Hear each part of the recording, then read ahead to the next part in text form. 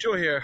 Wanted to make a short video. I have almost no battery left on my phone, but I'm sitting out here in beautiful downtown Boston, beautified downtown Boston, renovated and cleaned up. So, speaking of which, what prompted me to come online is I just talked to a homeless gentleman, about 60 years old, who tells me out of his Social Security check he gives to Peter Popoff and Robert Tilton. How he doesn't know that these people are charlatans by now has to be desperation. There's no other way that I could explain it. That is by far today one of the saddest stories I've heard in a long time. And I've heard a lot of sad stories. I've seen a lot of sad stories. I've experienced a lot of sad stories. And that is one of the worst things I've heard in quite a while. I could not speak to a whole lot to this because this man just wouldn't have listened anyway. Even if I tried, couldn't get a word in. He was not well mentally. I just sat and listened. And the more that I listened, the more I got angry.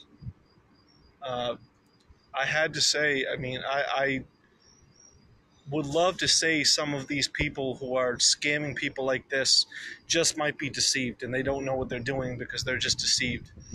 But if he's writing to the Benny Hinn Ministries, they can't be caring anything about this person in a story. They might not even read anything he writes. Because if they knew people were being scammed this bad,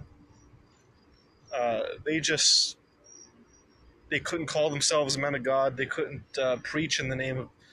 They would just have to just stop and call themselves Satanists. Because that is just straight up wicked.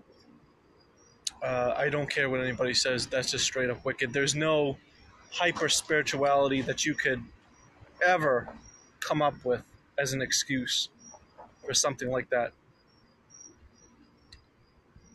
It just boggles my mind. You know, guys like that aren't just wolf in sheep's clothing. Their teeth are showing. It's just that some people don't care. The people that don't speak up about things like this, they're allowing them to deceive people who are desperate like that.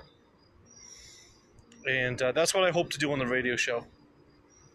I hope to speak up, raise my voice, and maybe deter a few people, but they'll never go away. Jesus prophesied people like this, and it just broke my heart that people would actually believe this, support them. I wanted to tell him, why don't you just save your $20 and help yourself out of the situation somehow?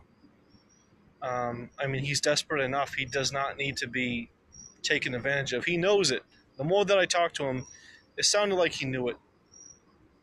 That's why I didn't say anything. It just seemed like he already knew deep inside. Wanted to believe that God would help him out of his situation if he blessed Robert Tilton and Peter Popoff. I thought those guys were done scamming people. I thought they were exposed enough. But like a horror movie, it says evil never dies.